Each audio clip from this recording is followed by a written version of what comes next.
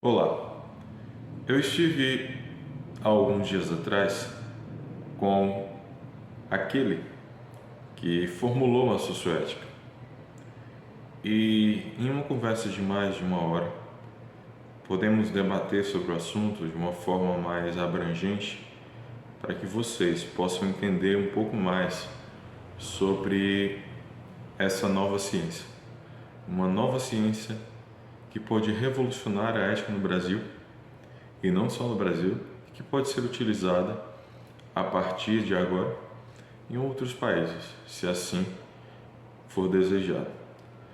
Então, vamos agora ouvir a entrevista feita no escritório do próprio cientista social Amir Mirim, onde eu, Flavinilson Freitas, estive lá durante 2 dias e pude apreciar bastante todos os ensinamentos desse grande sábio e intelectual. Fiquem aí com a entrevista. A ideia da socioética surgiu como?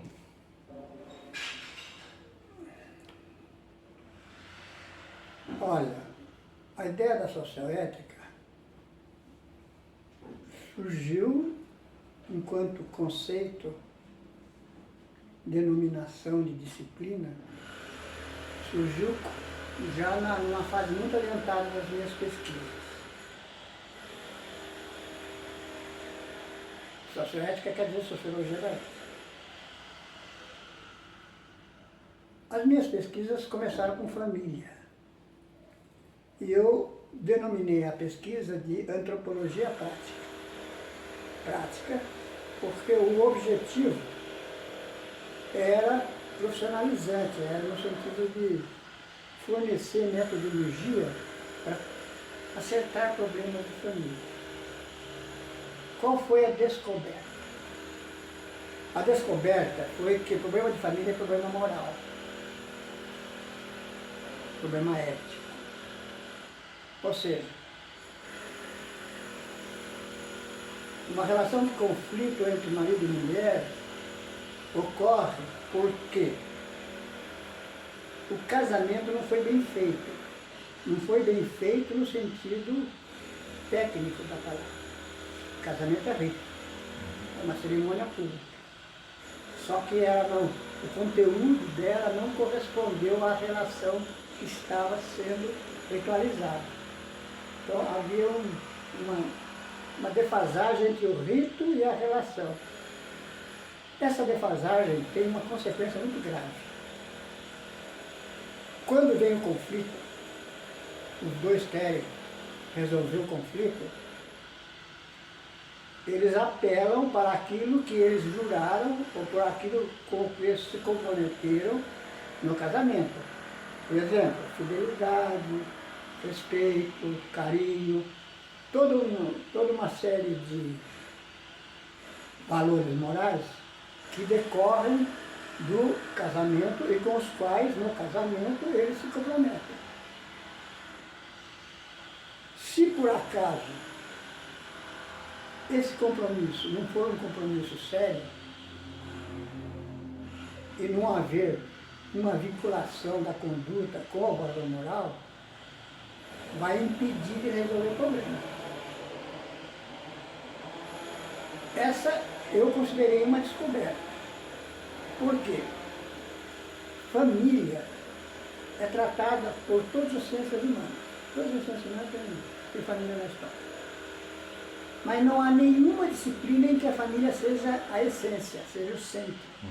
Direito, tem direito de família. Importante, né?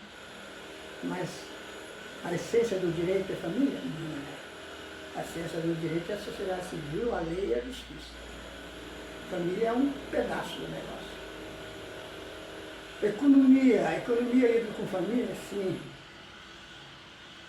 Lida com família. Né? Economia doméstica. E por aí vai. Com o tempo, eu troquei o nome de antropologia prática para familiarística, propondo uma ciência da família na medida em que essa ciência da família não existe.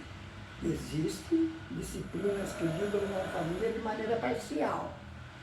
Isso não significa uma ciência da coisa. Não sei se você está entendendo a explicação. Aí eu resolvi assumir que estava sendo criada uma ciência nova com a família no centro, familiarística, com um diagnóstico bem específico. Relações de família são relações morais e éticas, e com um procedimento de caráter metodológico, que é o rito. Então, o processo familiar, ele tem ritos de passagem: nominação, namoro, casamento, funerais, aniversários e por aí vai. Uma porção. Amor também pode ser considerado um deles? Não, amor não é rito. Amor é valor moral.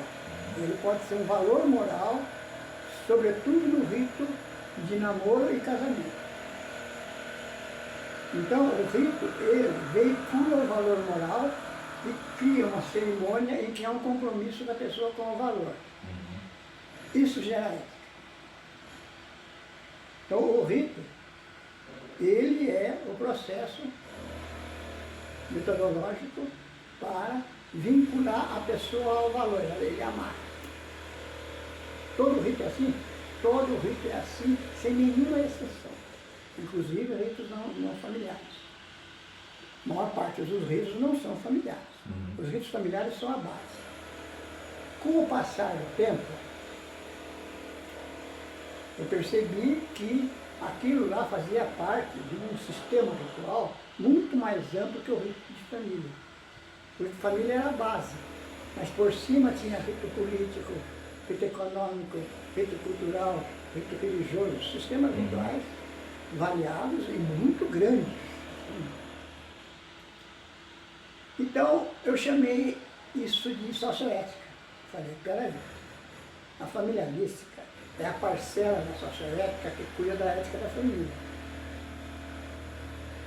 A socioética cuida da ética de maneira mais completa, de toda a ética social.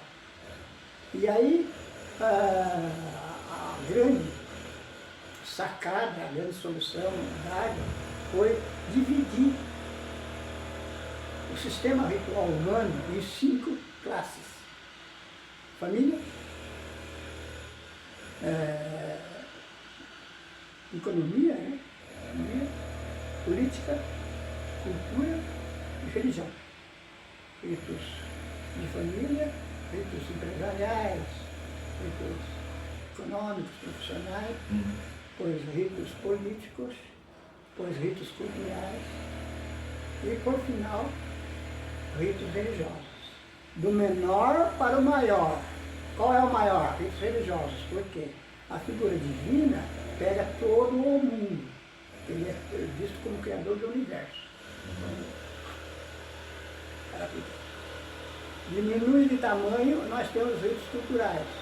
Ritos culturais são ritos de ética múltipla, onde várias nações participam do rito.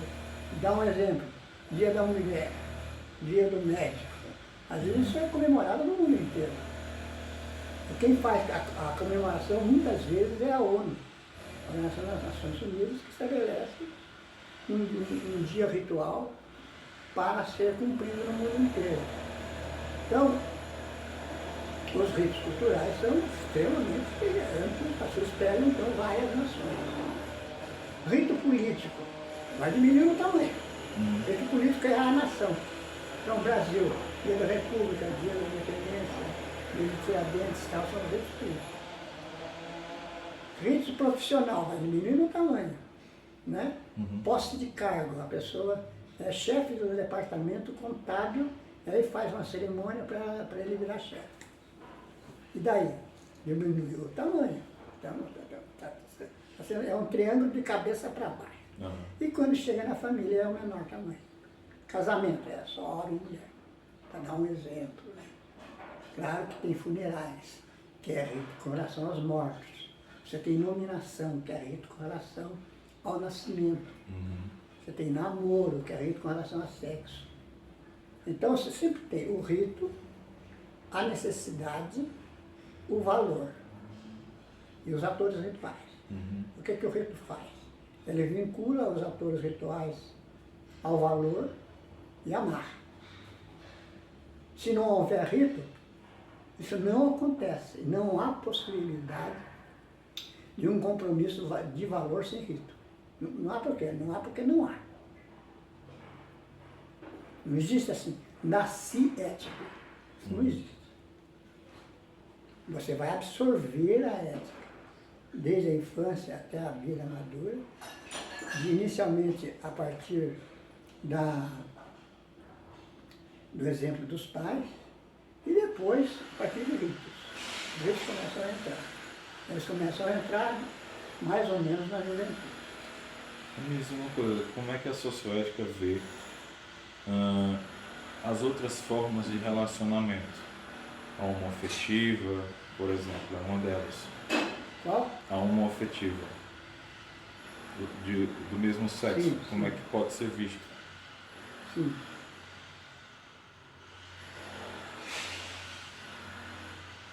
Olha, a socioética, ela é uma ciência.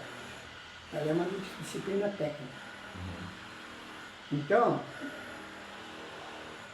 ela tem uma visão do erro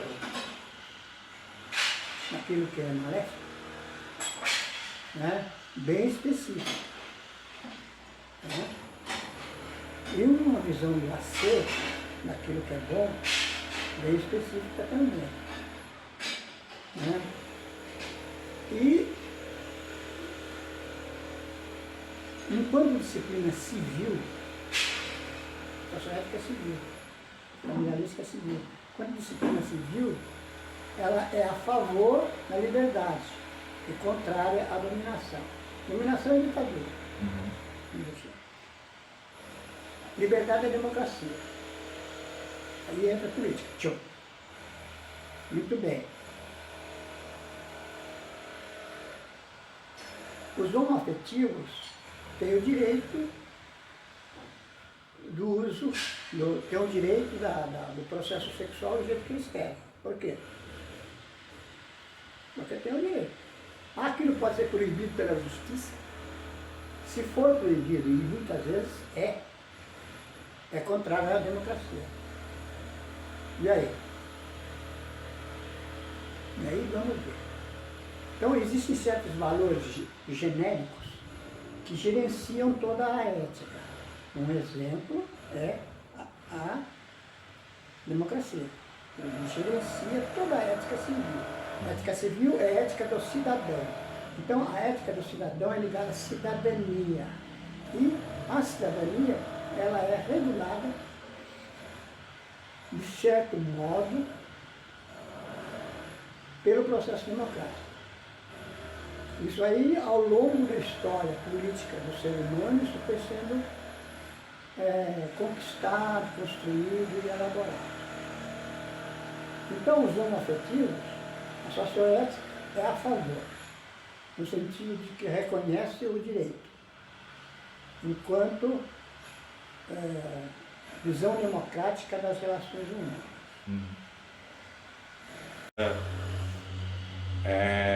Da nossa colonização, como ela aconteceu, e se devido a ela, o surgimento da ética, ela se atrasou, ela chegou atrasada, já devido a essa colonização que nós tivemos no Brasil. O que foi que aconteceu para que o surgimento da ética não surgisse devido a essa colonização? Olha, a resposta é uma resposta histórica, claro. Né? Então você tem que ver como é que foi a colonização brasileira. Podemos dizer assim, de uma certa maneira, a maioria do brasileiro nasce sem pai. Nasce com genitor, mas com pai não. Ou seja, os colonizadores, sobretudo portugueses, vieram para o Brasil só macho, de maioria, não a totalidade, mas de maioria só macho. Traziam as esposas para os chefes. isso foi proibido pelo rei de Portugal que trouxessem as esposas. Para quê? Para forçar o envio do ouro, o envio da riqueza de volta para Portugal. Para Portugal isso foi uma salvação. Portugal pagava as dívidas com o dinheiro vindo do ouro brasileiro. Muito bem, então vem macho. Vindo macho... E era mão de obra, né? Mão de obra. Vindo macho, o colono era empurrado na direção da escrava, para satisfazer o sexo. Satisfazer suas necessidades amorosas, sexuais e tal. Né? Uhum. E isso durante 4 séculos. Não foi assim, uma coisa rápida. Foi lento. O colono transava com a escrava indígena e depois com a escrava negra com a finalidade do sexo, não com a finalidade de ter filho. Só que cada trans era um filho. Uhum. Tanto que, até recentemente, a média de filhos por casamento é 10. 8, 10, uma média alta. E como é que foi durante a colônia? É isso aí. E de quem os filhos? Da escrava. Sobretudo, quer dizer, inicialmente foi a escrava indígena, depois veio a escrava negra, africana. A escrava indígena, a escrava negra se tornou mais fácil do colono. Por quê? Porque ela trabalhava na fazenda, trabalhava ali junto com eles e era escrava mesmo. Né? A escrava indígena não era tão fácil de estabelecer como escravo. Era mais complexo. Então o número de crianças era alto. Só que essas crianças não tinham pai. Por quê? O colono não tinha a criança no sentido de ter filho. Ele tinha... A criança era um acontecimento que ocorria por causa da transa sexual. Só que ocorria em grande quantidade. Né? Bom, o que tem isso a ver com a falta de doença? De acordo com as pesquisas, sobretudo, uma das mais fortes é a pesquisa freudiana, né? A criança, ela começa a ter valores éticos a partir da internalização do exemplo dos pais. Ou seja, os pais têm condutas, como qualquer ser humano. Ele tem as condutas. Né? Uhum. E qual é a principal conduta dos pais? Marido e mulher. Ou marido e mulher no sentido de sexo, pai e mãe no sentido da filiação. A criança absorve aquilo, internalizando o que está acontecendo. Por quê? Se você perguntar para a criança que ela explique, ela não vai explicar porque o cérebro dela não está suficientemente maduro para isso. A criança começa a ter noção de alguma explicação a partir dos 6, 7 anos. Aí vai até os 10, 11 anos, quando chega na juventude, aí a capacidade explicativa aumenta. É muito tempo. Se você não tem por parte dos pais ou dos genitores um exemplo bom, uma boa ética, se a relação entre marido e mulher e entre pai e mãe é uma relação errada, é uma relação ruim, é isso que a criança vai absorver. Porque a criança não tem crítica. A criança que eu estou falando é do 0 aos 7 anos. Ela vai ver aquilo como normal. A palavra normal é uma palavra de adulto. Né?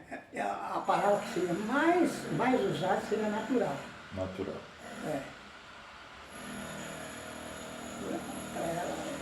da natureza humana ser desse jeito. E é da natureza humana. A natureza humana, ela conduz a conduta, o comportamento a partir do valor moral. Não há conduta sem valor moral. Freud explica isso através da teoria do sistema psíquico. Então, o sistema psíquico teria 3 instâncias: id, ego, superego. Id, instinto e inconsciente. Ego, consciente e personalidade. Superego, pai e mãe internalizado e ética. Então, o que o superego faz? Ele cria normas, ele gerencia o atendimento das necessidades instintuais pelo ego. Ele gerencia, tipo assim, isso pode, isso não pode. Por exemplo, não deixar a criança comer certas comidas. Isso não pode, tem que ser proibido. É o superego que proíbe. Então o superego é uma espécie de uma censura. E o termo censura é o termo usado por Freud. Ou seja, ele deixa ou não deixa. Uma porta que abre ou que fecha. Ele regula a conduta. É como um gatilho. Isso. Ele regula a conduta. Isso significa o quê? A criação da ética. Então a ética faz parte do psiquismo. Só que faz parte do psiquismo a partir de um mecanismo que não é psíquico. O rito não é um mecanismo psíquico. O rito tem influência sobre o processo psíquico. Mas o rito em si é um drama. Ele é um processo místico. Ele não é psiquismo no sentido essencial da palavra. Ele tem influência sobre o psiquismo, mas ele é uma linguagem. É como a teatral, por exemplo? Ele é como a teatral. Inclusive, o exemplo é esse mesmo. Ou seja, todo rito é uma teatralização. Pode usar eu uso o termo teatralização e dramatização. Todo rito é uma representação em que há atores, em que há papéis, em que há discursos, né, em que há arte. Então, o conteúdo científico de um rito, ele não é o principal. Pode haver dentro de um rito colocações de caráter científico, mas isso não caracteriza o rito. Por quê? Em termos de essência, o rito é arte. O que é? Uma representação. Prova é a coisa mais fácil, né? Você pega o casamento, o que faz o noivo? Ele sai lá no início da igreja, vai até o final, desfilando, a plateia em torno, né? E tudo isso é uma representação, é uma conduta artificial. Ela não é uma conduta natural. É uma conduta artificial programada. Então é por isso que o rito é a dramatização ritual. Uma das histórias do nascimento do teatro moderno é que o teatro teria nascido do rito grego. Isso aí uma tese famosa na história da arte ocidental. Né? Tese famosa. Ou seja, você tinha as tragédias gregas que, antes de serem tragédias, eram processos religiosos. Depois começaram a surgir representações com a figura do ator, e às vezes de um ator só. Então você tem Sófocles, agora não lembro, cadê? Os grandes trágicos do teatro grego, né, começaram com um ator. E, além do ator, tinha o coro. O coro grego. Coro grego, ator e coro. Depois começou a aumentar o número de atores. Geralmente eram 3, né? O coro grego. Eu não tinha um número definido. Só não sei. Eu nunca pensei muito. Mas tinha o coro grego. Então tinha o coro e o ator. Né? E a fala do ator é uma fala teatral. Por quê? Porque não se refere à verdade do ator. O ator não faz um teatro sobre si mesmo. O ator representa um papel construído artificialmente pelo autor da peça. Então você tem qualquer teatro, é assim, o teatro é o autor. O que ele faz? Ele cria a peça. E os atores? Os atores representam os personagens. Mas a história que está lá no, que vai aparecer no teatro não é a vida dele. Essa é a diferença com o rito.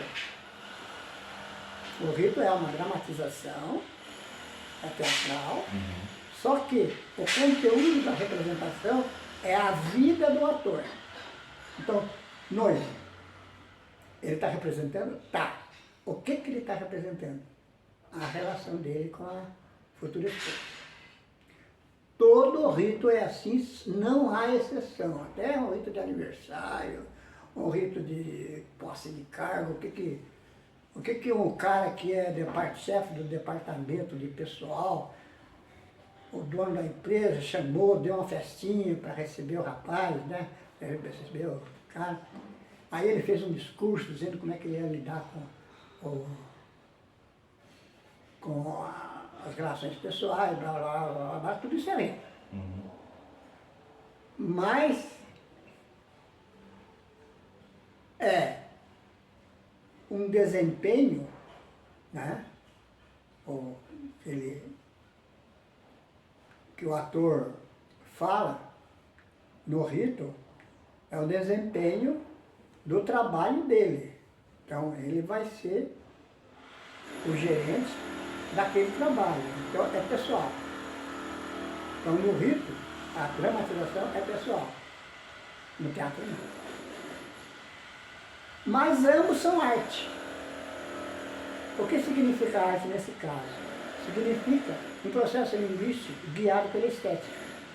Ou seja, existe um valor sintático, linguístico, que gerencia a linguagem, e esse valor é a beleza, é a estética. Ou seja, o rito, ele caminha na direção de ser algo harmônico e harmonioso, ou seja, bonito. Mas não é pessoal, ele é a representação de uma figura terceira. Bom, a falta de ética no Brasil, então, está muito ligada à desritualização. Então esse termo é muito importante. Ou seja, o que é desritualização? Desritualização é, não faz o rito. Segundo, o rito é mal feito. De duas uma. Ou não faz, ou é mal feito. No caso do principal rito familiar, que é o rito do casamento, né? Nós tivemos 4 séculos de ausência do casamento, e aliás temos essa ausência até hoje. É muito forte a união sem casamento, ou seja, sem cerimônia pública, sem compromisso público com valores para seguir os valores e utilizar os valores no conceito de problemas. Isso não quer dizer que não se use os valores. Não, os valores são usados. Eles só não são usados de maneira planejada. E o que é isso? Desritualização. Isso é perigoso. Isso desmonta a família. Então a família brasileira, desde o início, ela é uma família fragmentária, extremamente conflitiva, com muita criança, que não internalizam exemplos morais. Por quê? Não tem. Quer dizer, tem exemplos morais no mau sentido, porque você tem o valor moral positivo e o valor moral negativo. O valor moral positivo é o amor. O valor moral negativo é o ódio. Você pode ter uma relação de ódio e amor, mas sim. E aí? aí vai dar separação. Pode dar crime, né? Pode dar crime, pode dar assassinato, pode dar um resultado brutal. Então o que controla a conduta humana é o rito. Existe outra coisa que controla a conduta humana? Sim, existe a justiça. E o sistema de direito. A justiça, o sistema de direito controla a conduta humana através da lei, né? Porém, lei não gera ética. Lei não gera valores. Lei gera obrigações quanto a valores. Mas o valor em si é gerado fora da lei. Pelo quê? Pelo rito. O rito tem a característica de ser totalmente espontâneo. Isso não significa que ele não possa ser planejado. Religião é um sistema ritual planejado, ligado a figuras teológicas.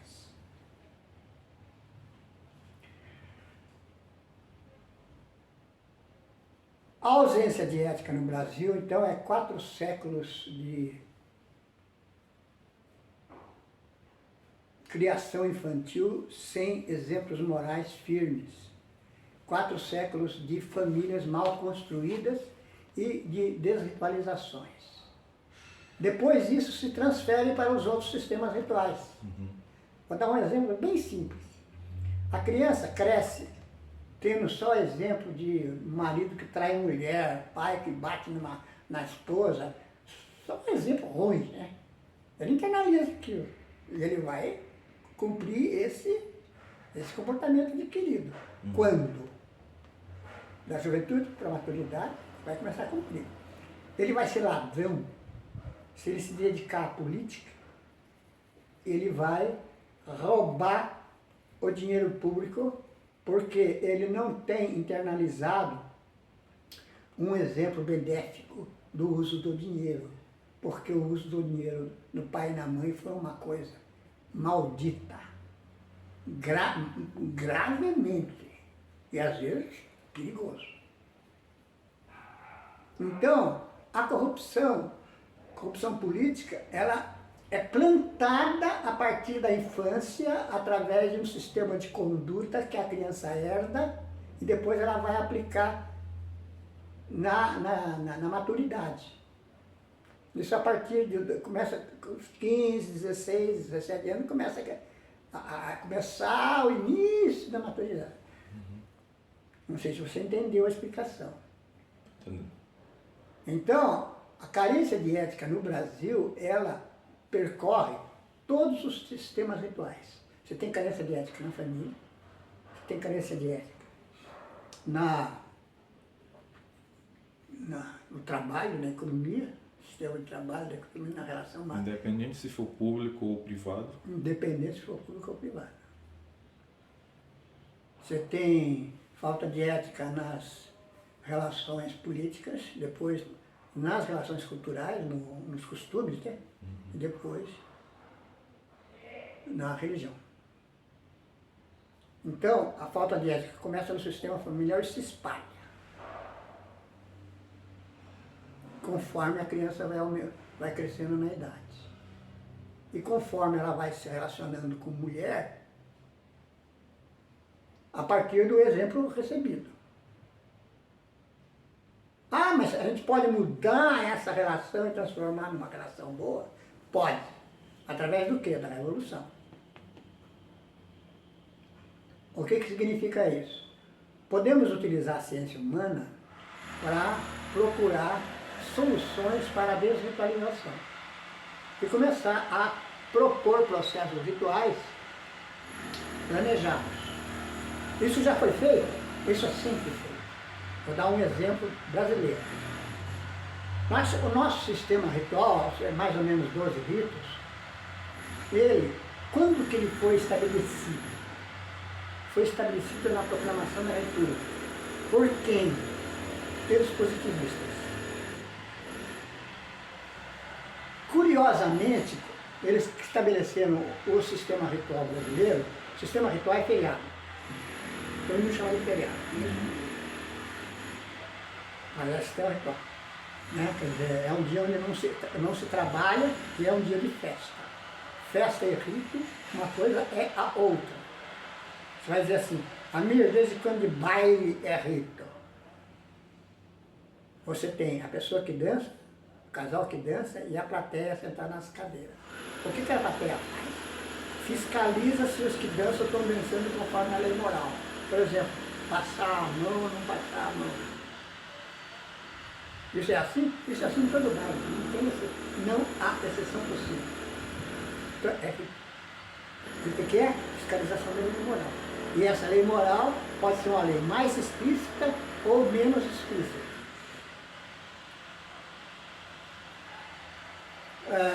Em termos assim, de continuidade da explicação, nós temos essa falta de ética até hoje, então. Então não é porque tivemos falta de ética na colonização devido a problema familiar, família arrebentada, que nós fomos progredindo. Não houve progresso. Não houve. Não houve progresso porque não houve um sistema ritual estabelecido em termos de pesquisa, de acordo com as peculiaridades da história do Brasil. Veja, por exemplo, o sistema ritual nacional, que é o sistema de feriados, foi estabelecido então pelos positivistas na proclamação da República. Depois, na época de Vargas, isso sofreu uma grande alteração. Entraram 5 ritos religiosos. Rito do Natal, Paixão de Cristo, não sei se eu sei, Natal, Paixão de Cristo, sei lá, nasci.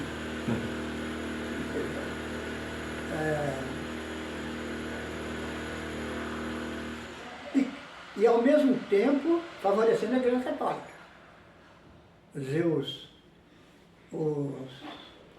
Os protestantes, quando se estabeleceram como religião no Brasil, não conseguiram influenciar o sistema ritual. O sistema ritual político, nacional. É claro que eles cuidam dos seus ritos, né, os ritos das igrejas protestantes, das igrejas evangélicas. Os seus ritos, é claro que eles cuidam. Mas eles não cuidam dos ritos políticos. Por quê? Isso está na mão da Igreja Católica. Quem que estabeleceu isso? Os positivistas, num acordo com Vargas.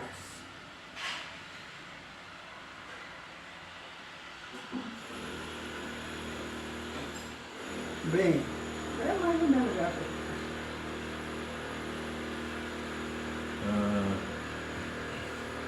E quando Vargas deixa de existir, o que acontece após isso?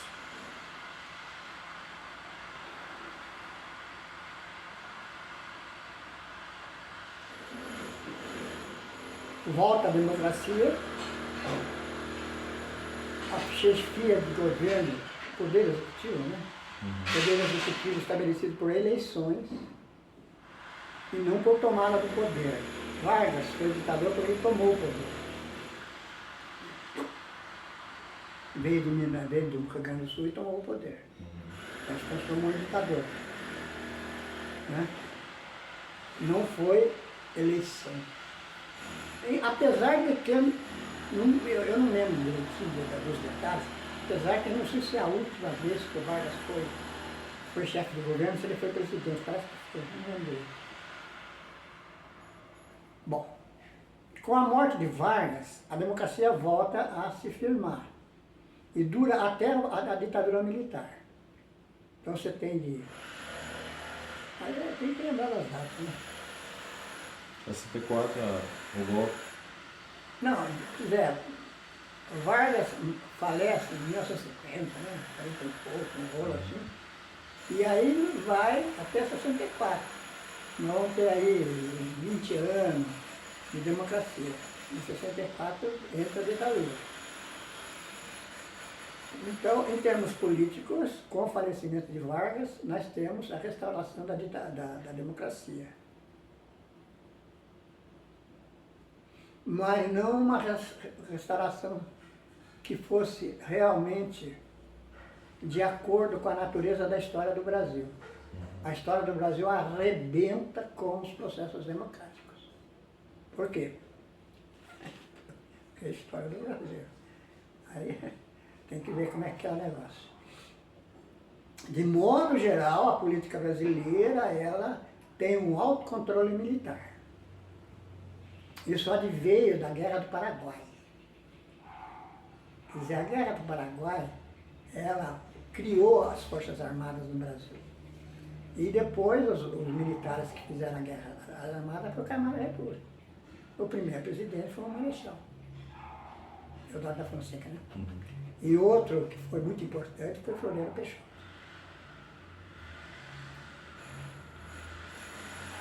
Então nós temos um sistema político que, em relação à democracia, é um sistema falho, ele é fraco.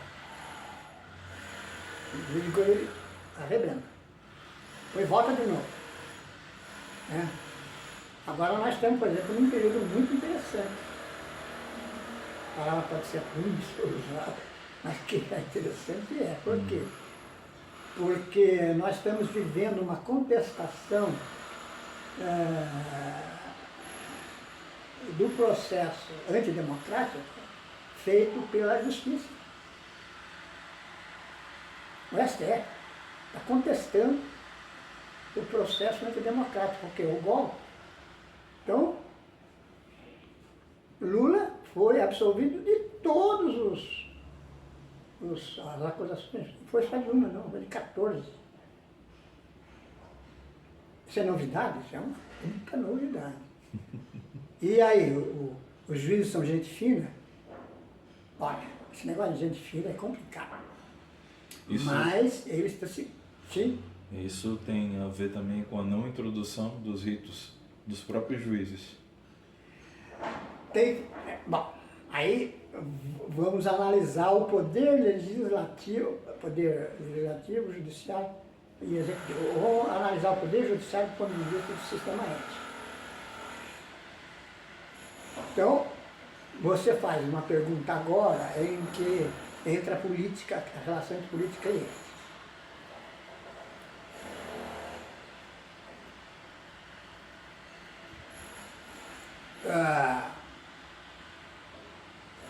Ética depende de lei.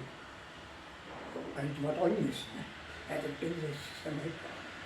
O sistema ritual, ele tem que estar de acordo com as peculiaridades da história da nação, do povo. Ele tem que conseguir resolver problemas. É para isso que existe o rito. Existe para resolver problema. Problema de quê? Problema de conduta. Quais problemas de conduta? Mau comportamento, bom comportamento. E tudo aquilo que entra aí nessa destruição, ódio, roubo, bandidagem. Então, amor, afeto, carinho, respeito, dignidade, blá, blá. Então, bons valores aqui, maus valores aqui. E tem valores que já transando no meio. O poder.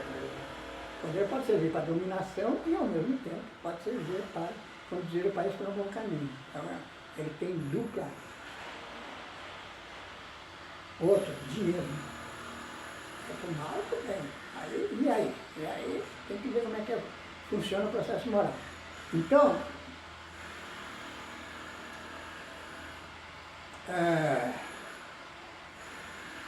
o processo moral no âmbito da política no Brasil, ele é ruim, porque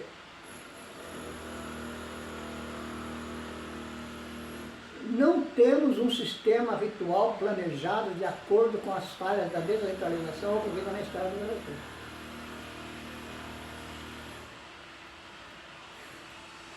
Como é que é na Europa? Na Europa, o sistema ritual descende do sistema tribal. Você tem o início, né, das nações, depende da idade da nação. A nação mais antiga talvez seja a Itália, não sei direito. A Itália é antiga pra caralho. Lá no tempo dos romanos, né? No tempo dos romanos você começa com a coisa tribal, depois que vai indo na direção nacional, né? De formar nação. A judaica também é muito antiga, né? A judaica também, a judaica é antiga pra caralho. A judaica tem uns 4 mil anos. Por aí já. Isso fora a Europa, fora a Ásia, que a gente nem está nem estudando, Índia, né? China, claro, de longe. E como é que começa? Começa com tribo, ou seja, processos rituais que vêm do tempo indígena. E aí eles conservam a fidelidade ao sistema indígena até a entrada na maturidade e transformação em nação. O que significa? Sistema ritual forte. Não quer dizer totalmente bem feito.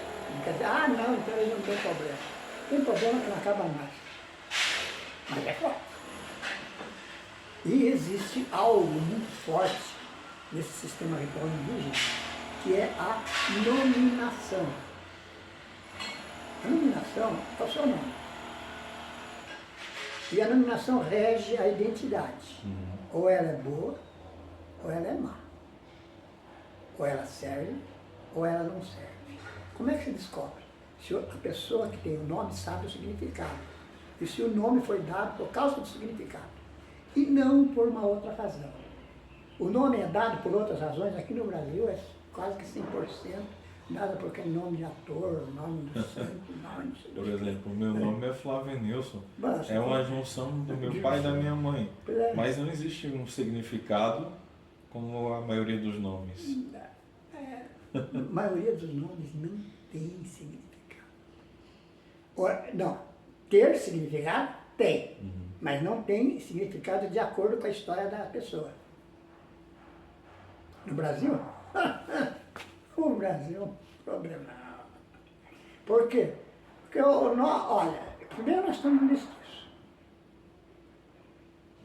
Então o genitor tem um preto e um branco.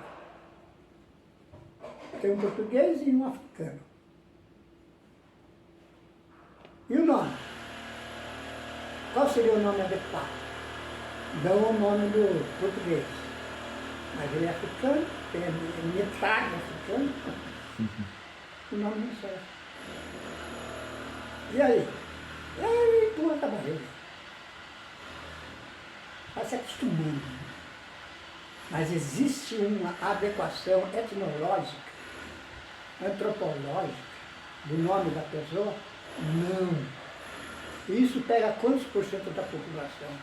Porra, pega gente pra caralho. Meu nome, Amir José Miri Vieira. Amir, árabe. José, judaico. Miri, indígena.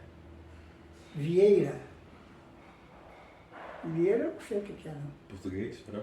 Português, mas não sei. 4 origens para um nome só. É jogo duro, hein, meu? Isso significa que eu não posso construir uma boa personalidade? Posso. Posso construir sim, mas que é difícil, é.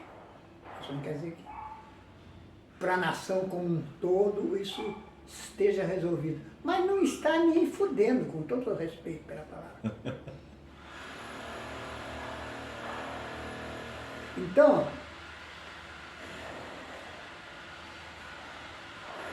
nós temos então, o que estava falando? Sobre a nominação, sobre os nomes. Quem mais? Por enquanto era sobre isso. A gente pode entrar também na ambiguidade. Entrar na ambiguidade, a questão séria da ambiguidade. Pois é. Então nós temos que no Brasil, eu vou retomar o ponto principal. Nós temos que no Brasil há uma desritualização que vem de longe, tanto de rito que não é feito, como de rito que é mal feito. E alguns ritos muito importantes que não são feitos. Desritualização brutal. Qual? Casamento. Casamento pega pesado.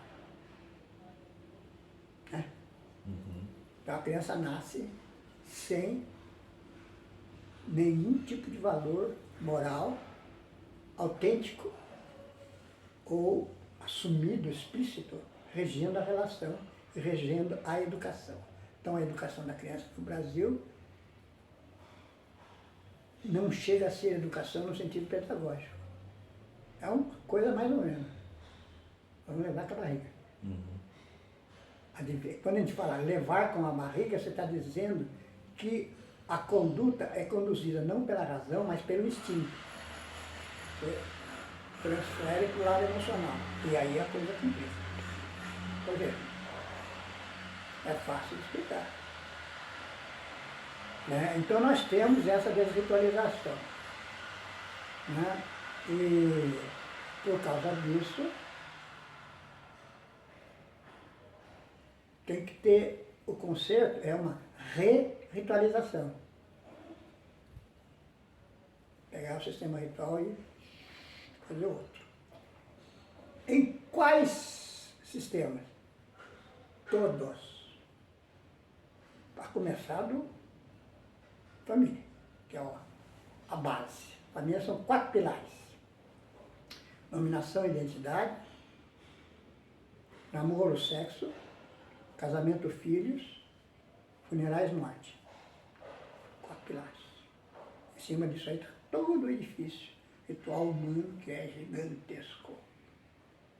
E que todo mundo considera festa, feriado.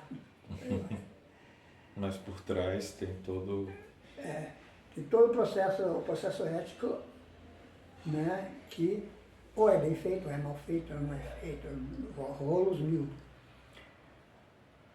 Então,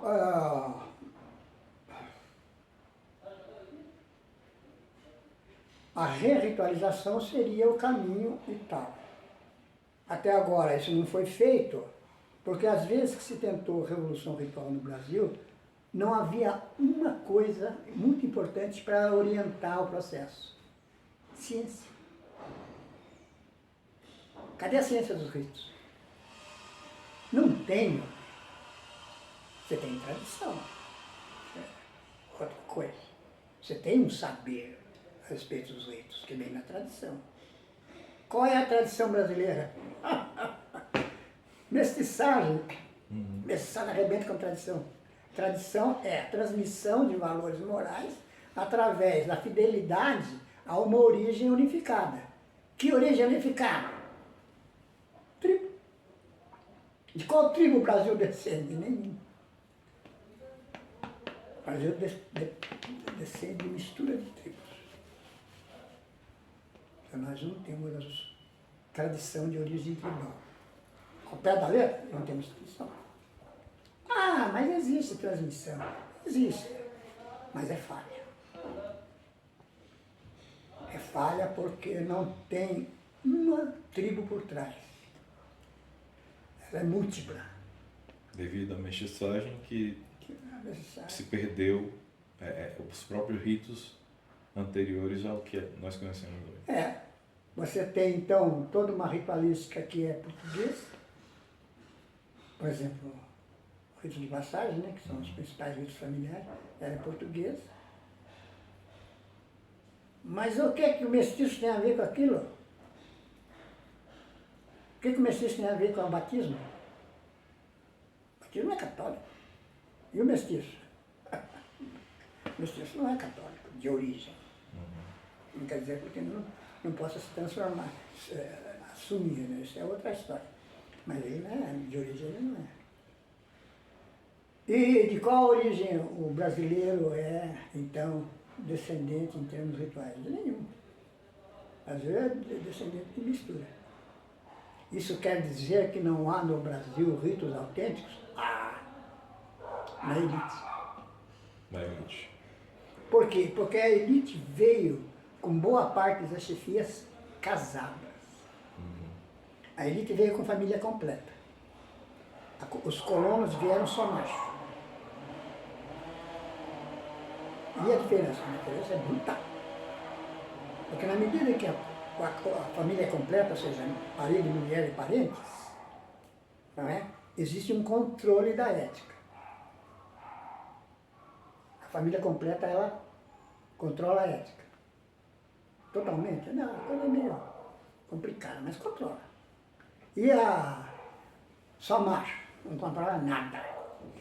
Porque não tem rito. O senhor falou sobre a República e a proclamação dela, que foram sobre quem fez elas foram os positivistas. E da parte armada do exército. O senhor falou ontem outra coisa sobre esse momento na República, que foi como se tivesse sido também, de certa forma, um golpe contra a monarquia. Tem gente que é coisa. Não foi revolução. da Revolução foi porque foi golpe. Uhum. Daí os partidários da República no Brasil foi golpe. Foi.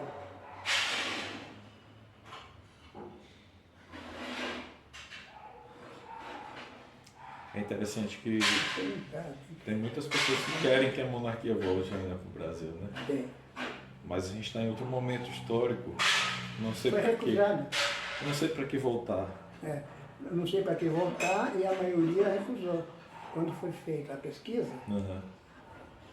Foi os que realmente foram a feito. favor da monarquia era um número pequeno, né? A Quando maioria foi teve, quando teve a nova Constituição, foi feito toda aquela plebiscito, pesquisa, referendo, no caso. contra. Foi. Referendo. Famoso referendo, muito importante o referendo. Inclusive. Exato.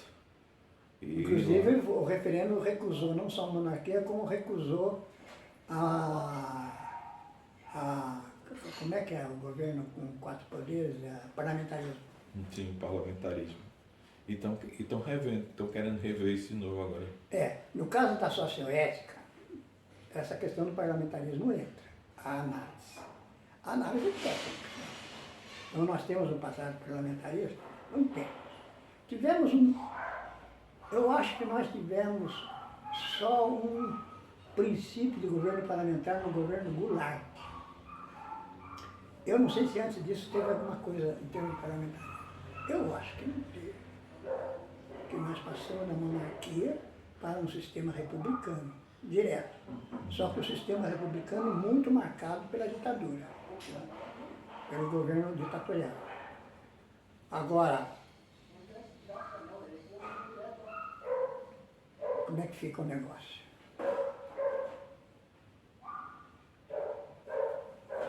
Então, o governo, nós temos um histórico em que elite tem uma certa tradição ética, que advém das famílias completas que vieram. E a maioria do povo, advém dos mestiços, não tem essa tradição.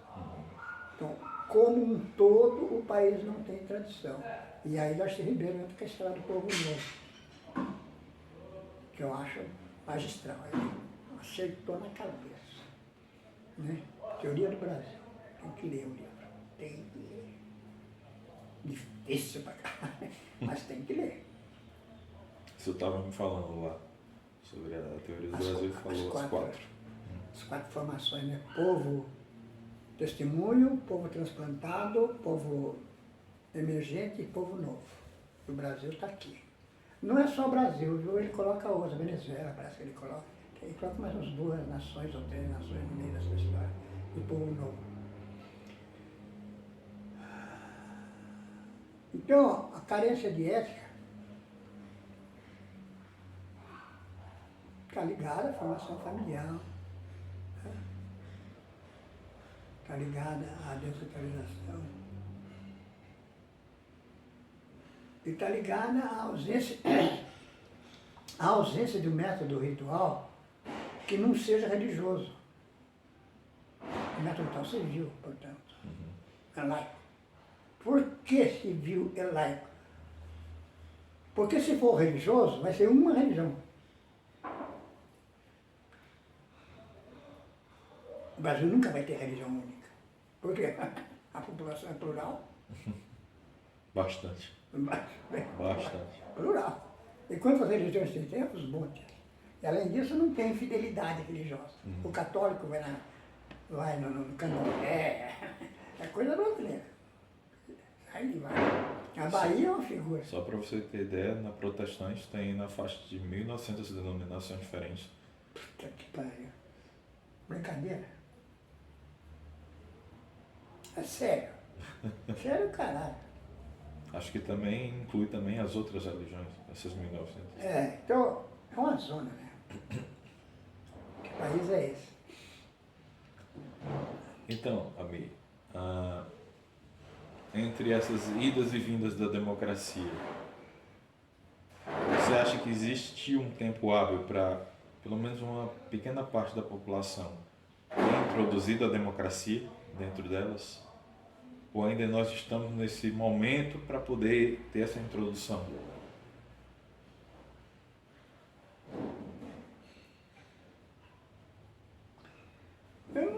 não sei responder direito. Eu sei que o povo brasileiro está lutando pela democracia em termos coletivos. Então está havendo grandes manifestações coletivas. E a questão da democracia é considerada uma questão central. Isso significa que o povo gosta da democracia. Porque é liberdade, por causa de uma série de dados concretos aí. Não é? Até porque é considerado um exemplo de sistema político, a democracia. Sobretudo por causa da influência europeia e norte-americana. Sobretudo europeia. Quer dizer, por exemplo, Rússia e China não são exemplos democráticos. A opção pelo socialismo, pelo comunismo, levou na direção ditatorial. E aí, é ruim? Essa é uma pergunta difícil de ser respondida. Aí, então você vai assim, não, mas a ditadura, se ela for socialista ou comunista, ela é boa. Então a democracia não é o único regime. Não é? E a ditadura? Se ela for socialista ou comunista, parar para pensar. Qual é a vantagem da ditadura? Não há eleição. É visto como vantagem. Porque você tem um governo único durante um tempo longo. Isso significa o quê? Um bom governo. Por quê? Um bom governo, mas para alguns. Depende. Se for socialista, não seria para uns. Se for socialista comunista, ele é globalizante. Ele tem uma tendência globalizante. Entendeu? A gente pode provar isso. Dá para provar? Você que é um comunista sem pé em cabeça. Não, dá para pensar. Tanto a China quanto a Coreia do Norte e outros caras aí, tem um favorecimento da coletividade, não é de uma elite. Ah, tem elite na China. Olha, do ponto de vista da oligarquia, não tem. Não há oligarquia. Pelo que eu sei. Tem que estudar mais. Mas eu acho que não há oligarquia. Já que no Brasil as oligarquias são bem presentes. É demais. É jogo dele. Oligarquia é bem dentro do colônia.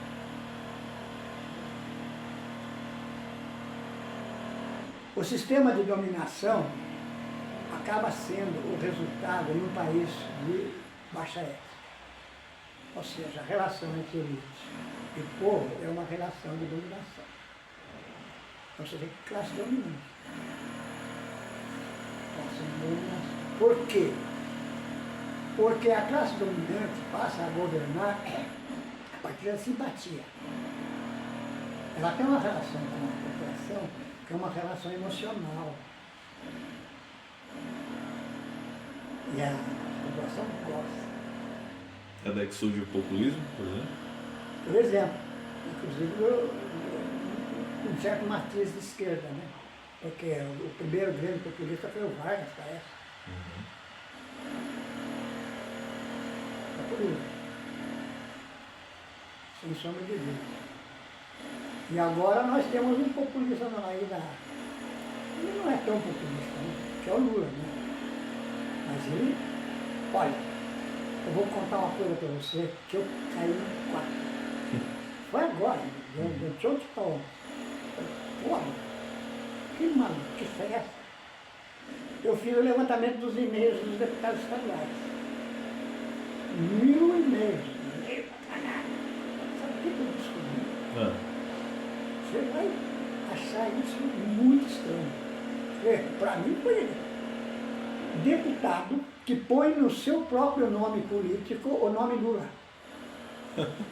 Não. Sério? Bastante, não é assim 3. É 50. Mas era, não sei o que, Lula, blá blá blá blá. Ele pegou e enfiou no nome o Lula. Porra, eu nunca tinha visto isso na vida. Olha o que eu li e falei, meu Deus do céu, Brasil. Se a gente for falar sobre nominação, então, né? Tem uma coisa, como é que fica? Explique essa. Nossa, não sabia também dessa, né? Essa você não sabia, né? Essa ninguém sabia. Eu não sabia, eu até tenho uma boa noção da história política brasileira. Minha noção não é bem assim. Eu não sabia dessa história. E isso em todos os estados, não é? Tem alguém lá com o No nome. sul é diferente, do nordeste, não é todos os estados tem gente chamada Lula. Por quê? A gente respondeu por quê, né? Populismo, a resposta, uma das respostas é populismo. A resposta mais séria, mais profunda é aquela que a relação do político com o eleitor é uma relação baseada no afeto, né? Então ele tem que fazer o candidato dele ser gostado. E como é que ele faz ser gostado? Por um nome. Há umas técnicas, tem outras. Mas essa é uma técnica forte. Bora! Meu nome é Lula. E aí? Ele está exercendo um direito democrático, que é o quê? Trocar de nome. Eu troquei de nome. Mirim não existia. Meu nome era Mirim José Vieira. Eu comecei a usar Mirim como jornalista. Depois gostei. Gostei do negócio. E fiz um processo jurídico e entrou no nome. Agora meu nome é legal. Juridicamente correto. Então eu sou a José Vieira. Um pouco de homenagem a Apiaí. Porque o nome certo de Apiaí é Apiaí Mirim. Rio Pequeno. E tem o rio Apiaí Mirim? Tem. Pastor Machado, não tem quase que. Na bola, mas tem. O nome da prefeitura de Apiaí é Rio Pequeno. Quem que inventou essa? O cearense. Cearense. Foi. Cearense está em todo canto mesmo. Escuta aqui. O doutor Luiz foi o primeiro grande médico apiaense, que se transformou em grande médico apiaense por causa do meu pai. Meu pai era dono de farmácia. E o Luiz passou aí, tomou umas voltas e tal. E meu pai catou ele, catou catado. Não deixou ele ir embora. Aí o Luiz casou no Ceará e trouxe a esposa para cá e se tornou apiaense. Aí construiu uma prefeitura e deu o nome do Rio Pequeno para a prefeitura, que é a prefeitura do Rio Pequeno. Só cearense para ter essa noção da coisa certa, né? Tem noção da coisa certa. Ele raciocinou antes de dar o nome, né? De qualquer jeito. Interessante. O senhor poderia explicar um pouco sobre essa ambiguidade que acontece no país? A consequência, do ponto de vista moral, da conduta brasileira é uma conduta incerta quanto à verdade, incerta quanto ao saber o que é certo e o que é errado. Isso não significa má conduta, significa incerteza quanto ao direcionamento da conduta. Tanto pode ser certo, como pode ser errado, como pode ser boa, como pode ser má, que a pessoa fica achando que é boa a coisa que está errada. Por causa do quê? Por causa da desnoção do certo e do errado. O nome disso é duvidade. Veja que o contrário da verdade não é a mentira. A mentira é o ocultamento da verdade. O contrário da verdade é a ambiguidade, porque ela é destrutiva, ela destrói a verdade. A mentira não destrói a verdade, a mentira oculta. Mas a ambiguidade não, a ambiguidade, a pessoa não é verdadeira. Por quê? Porque ela não consegue ser. Ela tem um funcionamento psicológico que não ajuda a verdade. De uma maneira completa, não, é mais ou menos. Então, a consequência, em termos de identidade e de conduta do brasileiro, dessa má ética, a grande consequência, é a ambiguidade da conduta. E a ambiguidade da conduta e má ética está muito próximo.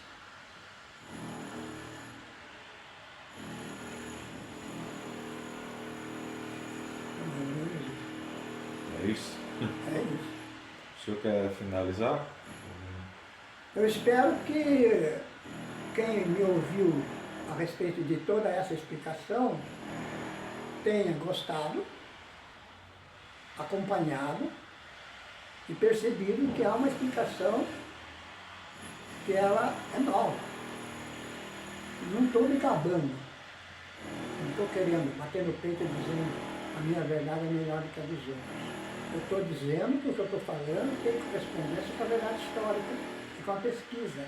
Ela é fruto de pesquisa. Além disso, é fruto da pesquisa comparada com a minha história pessoal. A familiarística socioética vem de uma reflexão sobre o processo social brasileiro, sobre o Brasil, e uma reflexão sobre o meu processo pessoal biográfico. Ou seja, eu comecei a lidar com família porque eu tinha problemas de família graves. 3 casamentos, 3 separações, complicação com filhos, complicação com mulher,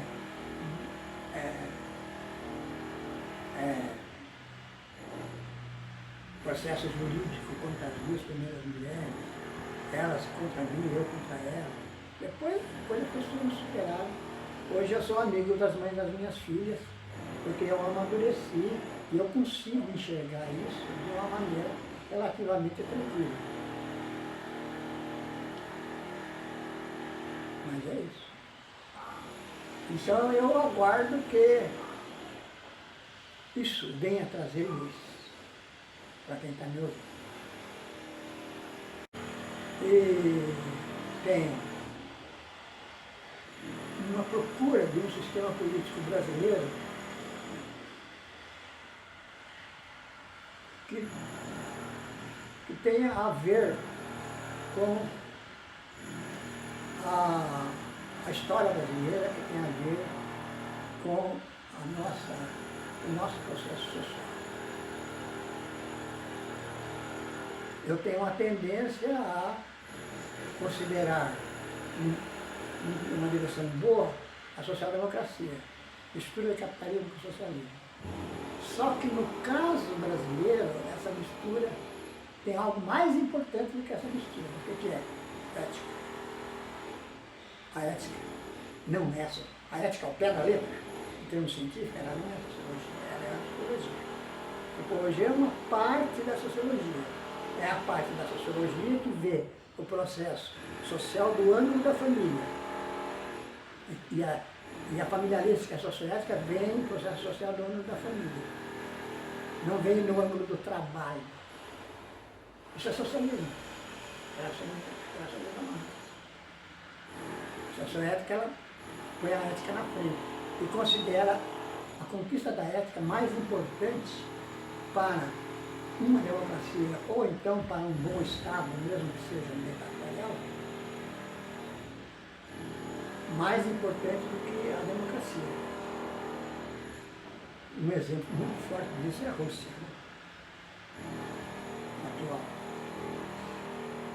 Porque eles trazem uma ética muito forte vinda do tempo tribal, dos mongóis. Por aí vem. Então, a revolução ética para nós seria pré-condição para o Brasil encontrar seu rumo, porque o Brasil é meio perdido quanto ao próprio rumo.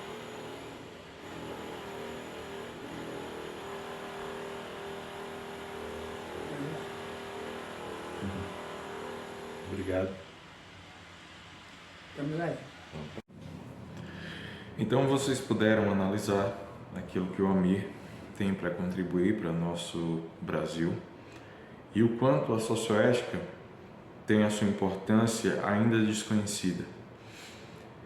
Espero que vocês gostem do vídeo, vejam até o final e, por acaso, se gostarem, compartilhem e curtam esse vídeo. Isso será de grande valia para todos nós, brasileiros e brasileiras. Até mais.